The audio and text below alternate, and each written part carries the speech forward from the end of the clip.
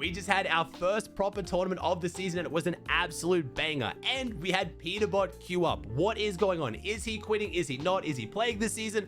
I'll cover it and go through it for hopefully the last time and explain exactly what's going on with Peterbot. I also want to talk about the secret update Fortnite just enabled, adding 2 new items to the game, and have they made the meta better or worse? I'm going to talk about how the game is playing out after this first tournament and what I think of the Simpsons season competitively. There's lots to talk about. Let's jump into it. The title and thumbnail are correct. Peterbot is officially back after retiring from the game for like 3 days. I know I made a video saying he's quitting because Pete himself said he's quitting. He first off said he wasn't even going to update his game this season, and then he said after updating and playing, he wasn't going to compete in tournaments.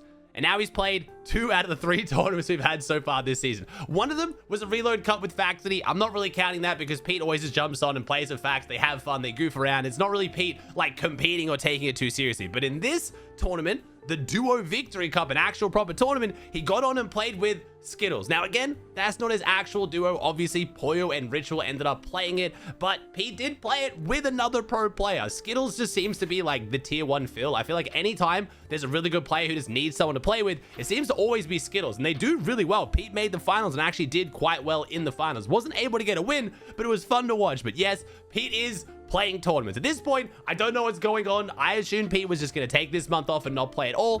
But again, I guess just playing tournaments but nothing else is kind of a break for Pete. Again, my man used to play like 14 hours a day, every scrim session, 1v1, tokens all day, tournaments, everything. Him just getting on to play a tournament, getting off is basically him taking a break. So if that means anything, but if you guys are Pete fans, you have a chance that he will be playing random tournaments throughout the season. And if you're not a Pete fan, if you're a Pete hater and you're sick of hearing me talk about him, I'm sorry. I wanted to update the people after saying he wasn't playing this season. If you check the leaderboards, you can see him. That's what's going on. Apparently, he's just playing when he feels like it, and he's not playing other times. It looks like him and Pollo aren't playing, though, and they're definitely not taking the tournaments too seriously, at least. Before we talk about the rest of the tournament, I want to talk about the secret update that dropped last night. You probably didn't even realize it was in. It's brought our first 2 new Simpsons weapons to this season. We have Bart's Slingshot and the Deodorant Applicator. Now, Bart's Slingshot, first off, unfortunately, it's kind of just a weaker stink bow. I say unfortunately because I do really want some fun, awesome, goofy Simpsons items this season. I feel like while this mini season is so much better than I expected it to be, I do kind of want some items that make it a bit more goofy and a bit more fun. And yes, that does include in competitive. The only item we have right now that feels a bit goofy is the exotic pistol, which is upsetting a lot of people right now. If you have that exotic pistol, your chance of winning a game goes up tremendously. But Bart's Slingshot, it shoots a gas grenade that does 50 damage on impact, which is pretty decent. It uses durability instead of ammo. It does go through the durability pretty quickly, but I think the main thing that makes this so weak is the fact that gas cloud is really small. It is nowhere near the size of a stink grenade. If you shoot it on the wall of someone's box, the radius of the grenade only goes like, you know, a little bit inside the box. If they take a few steps back away from that wall, they're not going to get damaged. So while it is still a stink grenade and there might be some applications for this, maybe we get a team on high ground who can pressure down below, or maybe we'll get someone in a fight who uses it to finish off a weak opponent, it's really not worth carrying with some of the other items in this season. So it's not crazy, it's a bit of fun. It is extremely hard to find. I watched 10 hours of tournaments today and only saw pros find it twice. So in competitive, it is almost impossible to come by, and then even if you find it, it's not really worth carrying. Now, the deodorant applicator, on the other hand, is decent. It's like a laser gun, but it does have an added effect of it actually stunning the opponent. When you first shoot someone, they get the kind of like, you know, X-ray effect where you can see their skeleton, and it stuns them for like half a second, which could help if you're jumping in on someone and using this so they can't pump you back. But the actual damage it does just isn't really that great. At max rarity, it does 11 damage, which sounds okay when it hits really hard, but you have to perfectly track the opponent, and at that point, I just use a P90. The P90 and the Uzi are very easy to find this season. I don't really see a reason why you would carry this gun over either of those. They do more structure damage, they apply more pressure, they do more damage to hit the opponent. The only thing you're really gaining is that stun effect, and it's not really that long. So unfortunately, the first 2 major items added to this season for the Simpsons season haven't really had that much of an impact. You might use them in pubs or rank for a bit of fun. They're a meme, trust me, they're nice and funny, and they do fit the theme of Simpsons right now, where it feels like there's so many cool references to the Simpsons and there's so many cool things that if you're a big Simpsons fan, you absolutely love. But as far as the actual gameplay, I'm just hoping for a little bit more spice. I need some more mobility or some kind of items to really make the season feel a bit more memorable, just to me personally. Maybe I could be wrong here. That's just what I want to see.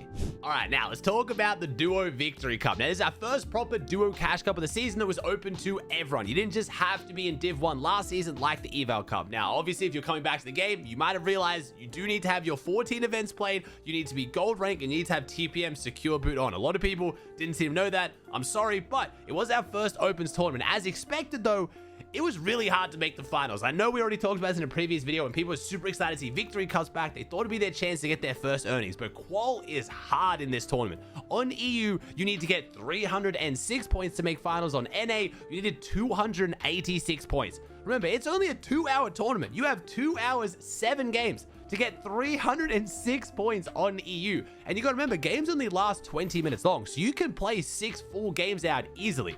So once you die like twice off spawn, your tournament's basically over unless you can frag out or get some really, really good placement. So it was a tough tournament to make finals. It did make the finals extremely stacked, and they were really fun to watch. Honestly, I was kind of worried about how the finals might go out because the whole fun of the Victory Cup back in the day was watching people get their first earnings, and you did watch a lot more wins because like in solo, it was like 10,000 people qualified on EU. So it was a much easier lobby, much higher chance of getting a win. These lobbies were a lot more stacked, but the wins were really, really satisfying. We had a lot of good teams locked in and playing and taking it seriously. So while some duos, like I talked about Pete and Poyo, they're not playing together right now. We saw that again, Poyo and Ritual played together. I don't think Cold and Age have even got on this season. There's been a lot of weird duos, but there are quite a lot of our official duos from the end of last season coming into now the new chapter who are locked in playing together and looking really, really good.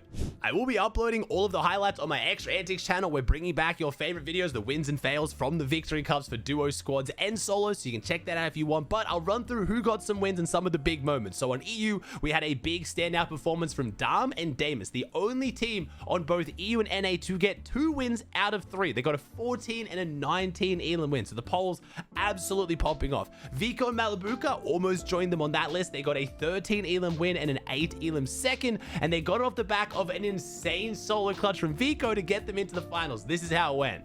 Nice, good drop down. Nice, Vico chases the refresh, gets the siphon. Malabuka's gonna die here. Malabuka goes down. 40 HP. 40 HP to dream. We got good meds, but only 6 builds. Come on.